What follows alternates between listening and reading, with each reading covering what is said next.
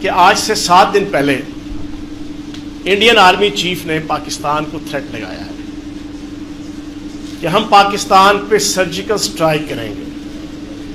میں نے ارناب گوسوامی کے شو میں ان کے ایک جنرل، ایک بریگیڈیئر، ایک میجر اور انڈین را کے ایک سابق ڈائریکٹر کی موجودگی میں کہا تھا، جب پچھلے سال بھی انہوں نے سرجیکل سٹرائک کا راگ الاپا تھا، تو میں نے کہا تھا شاید تم لوگوں کو غلط فہمی ہے، جو 125 کروڑ ہندوستانیوں میں سے 80 کروڑ ہندوستانی صبح اٹھنے کے بعد ریل کی پٹڑی اور کھیتوں میں جا کے سرجیکل سٹرائک کرتے ہیں، تم شاید اس کو سرجیکل سٹرائک سمجھ بیٹھے ہو. یہ سرجیکل سٹرائک اتنا آسان کام نہیں ہے. ان کے پروگرام میں نے کہا تھا، میرا مائک بند کر دیا اسی وقت انہوں نے. یہ گڈا گڈی کا کھیل نہیں ہے. پاکستان ہے جس کے پاس ایٹم بم ہے، جس کے پاس سمال ٹیکٹیکل ایٹم بم ہے، جس کے پاس غوری میزائل ہے، ابدالی میزائل ہے، جس کے پاس شاہین میزائل ہے، ہتف میزائل ہے، جس کے پاس ایٹمی میزائل ہے، جس کے پاس دنیا کی سب سے مضبوط اور اس خطے کی سب سے جرأت مند اور دلیر فوج موجود ہے. اس کا تم سرجیکل سٹرائک کرو گے وہاں آ کے؟ یہ وہی سرجیکل سٹرائک ہے جس کے خلاف اکشے کمار نے ٹوائلٹ مووی بنائی تھی. ہندوستانیوں، تم شاید اس کو سمجھ بیٹھے ہو. اتنا آسان نہیں ہے. اور پھر ایک چیز اور میں آپ کے سامنے رکھوں، کچھ حقائق آپ کے سامنے رکھوں گا. ماشاءاللہ ارشاد احمد عارف صاحب چلے گئے. ارشاد احمد عارف صاحب سے لے کے سلمان غنی صاحب، بخاری صاحب، سارے سجاد میر صاحب بڑے سینئر جرنلسٹ، اینالسٹ بیٹھے ہیں. 2001 کے اندر دسمبر 2001 میں انڈین پارلیمنٹ میں حملہ ہوا. افضل گرو پکڑا، چوری چھپے اس کے اوپر جناب پوری پروسیکیوشن ہوئی. چوری چھپے اس کو جناب دلی کی جیل میں جناب پھانسی پہ چڑھا دیا. کسی کو نہیں پتا کیا ہوا، کس طرح ہوا، کیوں ہوا، کیسے ہوا، کسی کو نہیں پتا. پھر اس کے بعد میں بات پتا چلی کہ پوٹا پریونشن آف ٹیررزم ایکٹ، بدنام زمانہ جو انڈیا کا پارلیمنٹ کے اندر پاس ہوا 2002 میں، اس کے لیے ماحول بنانے کے لیے انڈین را نے خود وہ سارا ڈرامٹائز کروایا تھا، خود سارا پکچرائز کروایا تھا. آگے آ جائیں. پھر آپ کا آ گیا سمجھوتا ایکسپریس. کتنا ظلم ہوا، پاکستان کے خلاف ہائپ کریٹ ہوئی، لیکن کہاں جا کے ہنڈیا پھوٹی؟ این چوراہے پہ ان کے اپنے فوج کے کرنل پروہت نے ہائی کورٹ کے اندر بیان دیا کہ یہ ہم نے خود کروایا تھا. اس سے آگے آ جائیں. آپ کا آیا بمبئی دھماکے. ایک نکالا اجمل قصاب، ایک نکالا ڈیوڈ ہیڈلی. پتہ ہے ڈیوڈ ہیڈلی کا اصل نام کیا ہے؟ داؤد گیلانی. کیڈٹ کالج حسن عبدال سے پڑھ کے جوان ہونے والا اور 17 سال کی عمر میں ہیروئن کا ایڈکٹ ہونے والا، ایف بی آئی کا، سی آئی اے کا اور ان کی اینٹی ڈرگ جو ان کی آرگنائزیشن ہے اس کا مخبر، اس کو آگے لگا کے اور اجمل قصاب کو آگے لگا کے پاکستان کی establishment, I S I, Jaish Muhammad, Jaish Muhammad, Lashkar Taiba اور حافظ سعید ان کے اوپر تھوپ دیا. لیکن بات حقیقت یہ ہے کہ وہ ڈیوڈ ہیڈلی جو سی آئی اے کا ایجنٹ تھا، اس کو امریکہ سے بٹھا کے دور دور سے جناب الزام لگایا جا رہا پاکستان کی آئی ایس آئی کے اوپر. اور اجمل قصاب، یہ ریکارڈ کی بات ہے کہ اس اجمل قصاب نے پھانسی کے پھندے پہ چڑھتے ہوئے جو آخری الفاظ ادا کیے تھے وہ بھگوان بھگوان کرتے ہوئے جاؤ اس دنیا سے گیا تھا. دنیا کا کرپٹ ترین، بددیانت ترین، گناہگار ترین بھی جو مسلمان ہے، مرتے ہوئے بھگوان نہیں کہتا، بھگوان کو یاد نہیں کرتا. پھر اس کے بعد جنرل وی کے سنگھ جو پچھلے اس ٹینیور میں بھی ان کا وزیر داخلہ ہے، سابق آرمی چیف ہے، اس نے انٹرویو دیتے ہوئے اپنے منہ سے اعتراف کیا جو وائرل ہوا ہے پوری دنیا میں کہ میں نے اپنے دور میں، یہ 2004-05 کی بات ہے، میں نے اپنے دور میں ٹیکٹیکل سپورٹ ڈویژن بنائی، T S D, special division Indian فوج کے اندر. مقصد کیا تھا پاکستان کے اندر دہشت گردی کی کارروائیاں کرنا. وہ آج ان کا وزیر داخلہ ہے, اپنے منہ سے مان رہا ہے. پھر اس سے آگے آئے, مکہ مسجد, مالیگاؤں, گجرات کا جامع عشرت جہاں, جعلی مقابلہ, ان تمام کے حوالے سے آر ایس ایس اور بی جے پی کا ایکٹیو ترین ان کا لیڈر سوامی سیمانند, اس نے گجرات کی ہائی کورٹ کے اندر آن ریکارڈ بیان دیا کہ یہ جتنے بم دھماکے, یہ جتنے فسادات ہیں, یہ بی جے پی اور آر ایس ایس ہم نے خود کروایا اور میں نے کروایا, میری سپرویژن میں ہوئے ہیں.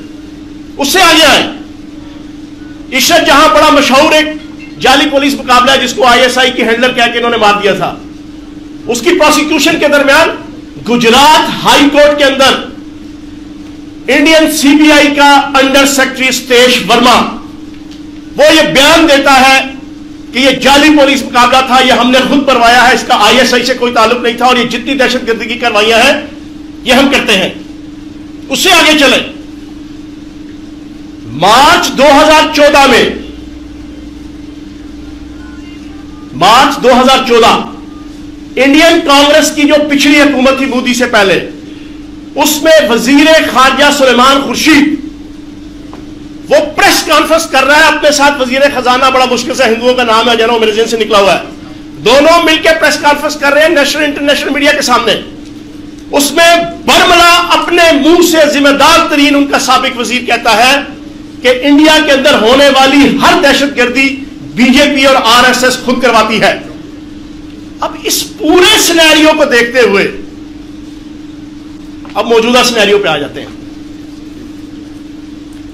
مودی صاحب چائے بیچتے بیچتے وزیر اعظم تو بن گئے,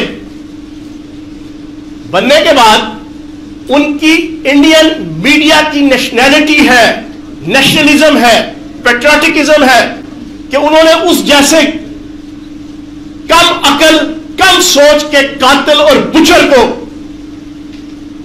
ایک ہیرو کے طور پہ پوری دنیا میں پیش کیا. وہ مسلمانوں کا قاتل, ہزاروں مسلمانوں کا قاتل, جس کو 2005 یا 6 کی بات ہے, اس نے امریکن ویزے کے لیے اپلائی کیا تو امریکن امبیسی نے یہ کہہ کے اس کا ویزا ریجیکٹ کر دیا کہ تم ایک قاتل ہو اور قصائی ہو, بچر ہو, تمہارے ہاتھ کئی انسانی جانوں کے قتل سے جاؤ رنگے ہوئے ہیں. اس کو اقتدار میں لا کے بڑا ہیرو انہوں نے بنا دیا. اب وہ اپنے 3.5 سال پورے کر چکے ہیں اقتدار کے. صورتحال یہ ہے کہ امبانی جو ان کے بلینئرز ہیں گروپ, ان کے ساتھ مل کے فرانس کے ساتھ 36 طیارے خریدتے ہیں اربوں اور کھربوں روپے کی, اس میں جناب 3600 کروڑ یا پتہ نہیں کتنے 100 کروڑ 3500 کروڑ کی جناب کرپشن کرتے ہیں. صورتحال یہ ہے کہ ان کی کرپشن اور بدیانتی کی داستانیں ان کے جو پیٹی بھائی تھے ہمارے پاکستانی, جو ان کا پیار بھی تھے, دلدار بھی تھے, شراکت دار بھی تھے, حصہ دار بھی تھے, ان سے ملتے جلتے ان کی جو نین نچن تھے, اب وہ انڈین میڈیا اور انڈین سیاست کے اندر الزامات کی زد میں ہے, اور الیکشن ہونے والا 6-7 ماہ کے اندر. انہوں نے اپنے جنرل صاحب کو, جن کی ٹوپی سیدھی نہیں ہوتی, جوکر لگتے ہیں وہ جب وہ بات کر رہے ہوتے ہیں, ان کو کہا جناب آپ کوئی پاکستان کو ایک تھریٹ لگا دو, کوئی جنگی ماحول پیدا کر دو, تاکہ چھوٹا موٹا سا سرجیکل سٹرائک یا نا وہ ٹائلٹ مووی والا کر رہے ہیں اکشے کمار والا, تو اپنی انڈین 125 کروڑ عوام کو ہم سیدھا کر لیں گے, ان کو راضی کر لیں گے, الیکشن اپنا نکال لیں گے. جس طریقے سے ایک, اب میں یہ بات نہیں کروں گا کہ جس طریقے سے ایک عالمی طاقت نے بھی ایک جھوٹا وقوع جو ہے وہ رچایا تھا صرف اپنا الیکشن جیتنے کے لیے. بات سمجھدار لوگ سمجھ گئے ہوں گے, کیونکہ میں جس پوزیشن میں ہوں میں کھل کے اس پہ بات نہیں کر سکتا. نہ کاش نہ ہوتا تو وہ بھی میں ساری ڈیٹیل آپ کے سامنے رکھ دیتا کہ وہ کیا وقوع تھا. وہ دن گئے جب پاکستان کے حکمران ساڑی اور سیڑھی کی سیاست کیا کرتے تھے. وہ دن گئے جب مودی صاحب آپ کی اماں کو ہمارا حکمران ساڑی بھیجا کرتا تھا اور آپ کے دوست کی معیشت کو سنوارنے کے لیے اور عروجے بالا تک پہنچانے کے لیے سیڑھی فراہم کرا کرتا تھا سجن جندال کو. اب نہ کوئی ساڑی دینے والا ہے نہ کوئی سیڑھی دینے والا ہے. اب پاکستان کے اندر وہ وزیر اعظم ہے جو پاکستان کا ہیرو ہے, جو پاکستان کی جان ہے, جو پاکستان کی شان ہے, جو پاکستان کو جیت دینے کا جذبہ رکھتا ہے، چاہے وہ کھیل کا میدان ہو، چاہے وہ سیاست کا میدان ہو، چاہے وہ نعوذ باللہ معاذ اللہ نہ کرے وہ جنگ کا میدان ہو، ہم نہیں چاہتے. ہم امن کے خواہاں ہیں، لیکن یہ اہل دشمن یاد رکھیں، ہم امن کے خواہاں ہیں لیکن یہ اہل انڈیا یاد رکھیں. ہم امن کے خواہاں ہیں لیکن یہ اہل ہندوستان یاد رکھیں. یہ پاک وطن ہے، جان اپنی اور جان تو سب کو پیاری ہے. جان کس کو پیاری نہیں ہے؟ تم پاکستان پہ حملہ کرو گے؟ عمران خان وزیر اعظم ہے، کوئی گونگلو پلوان یہاں پہ نہیں ہے.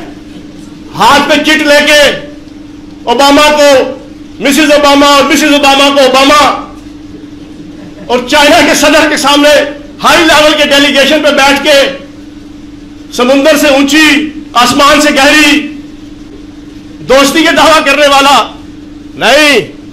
یہ عمران خان ہے. کیا میں نے اس خاکدان سے کنارہ جہاں رزق کا نام ہے آب و دانا، حمام و کبوتر کا بھوکا نہیں میں کہ ہے باز کی زندگی زاہدانہ. چھپٹنا پلٹنا، پلٹ کر چھپٹنا لہو گرم رکھنے کا ایک بہانہ. پرندوں کی دنیا کا درویش ہوں میں کہ شاہی بناتا نہیں آشیانہ. یہ وہ عمران خان ہے، یہ وہ عمران خان ہے. غلطی نہ کرنا مودی صاحب، کبھی غلطی نہ کرنا. اور آگے آ جاؤ. وہ دن لد گئے جب 4th جنریشن وار، 5th جنریشن وار